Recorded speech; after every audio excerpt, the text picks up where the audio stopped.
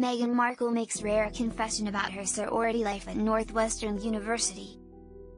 Meghan Markle's hairstyling routine in college came as a surprise to her sorority sisters. The Duchess of Sussex, 43, shared this story in conversation with her close friend and hair colorist Cotty Lee. On the latest episode of her podcast Confessions of a Female Founder, released on April 22. Cotty co-founded and runs the highbrow hippie salon and product line in Los Angeles. And they spoke about learning to care for their natural hair when they were young women. Cotty recounted her empowering experience of attending Spelman College in Atlanta, one of America's two all-women historically black colleges and universities.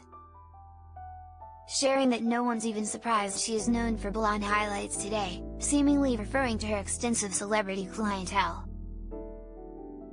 Well, especially because you were doing hair at 11 is when you realized in Connecticut there weren't a lot of people there that could do your texture of hair, so you started experimenting on your own.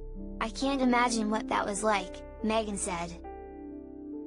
It kind of reminds me of when I was at Northwestern, and I moved into Kappa, our sorority there, she continued. The Duchess of Sussex was a member of Kappa Kappa Gamma while enrolled at Northwestern University, where she studied from 1999 to 2003 and graduated with a double major in theater and international studies. I don't even think they made plug-in flat irons at the time, said Meghan. They couldn't. If they did, I didn't know where they were. Because I had the little stove, with the flat iron that would go in, have a paper towel on the side. I mean, probably half the people listening to this are going, "What is she talking about?" she said. Or you'd pull it out, it would have the little scorch marks. And I remember most of the girls in the sorority who were not black say, "What's that smell? Is hair burning?" And it was just what you would do to figure out how to grapple with this texture of hair, Meghan remembered. The Duchess of Sussex, who is biracial, previously spoke about struggling to find the right products to care for her hair. When she was a young girl, Meghan previously untangled the topic with Mariah Carey on an episode of her first podcast Archetypes, released in September 2022, where the Duchess of Sussex recounted the feeling of being shellacked by so much heavy hair grease when her hair was in unfamiliar hands. Sharing an anecdote from her childhood, the Duchess of Sussex said that because her hair is so curly and so thick, her maternal grandmother Jeanette styled her hair. "She'd go, 'Just hold on to the sink,' and I would grip my little hands on both sides," she said on Archetypes, adding that there was no luxury of being tender-headed when her grandma had the brush. Can't get enough of People's Royals coverage? Sign up for our free Royals newsletter to get the latest updates on Kate Middleton, Meghan Markle and more.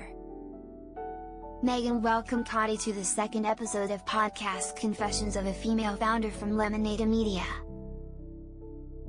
where they talked about building a brand. Meghan unveiled as ever this spring, and its first line of food products has already sold out.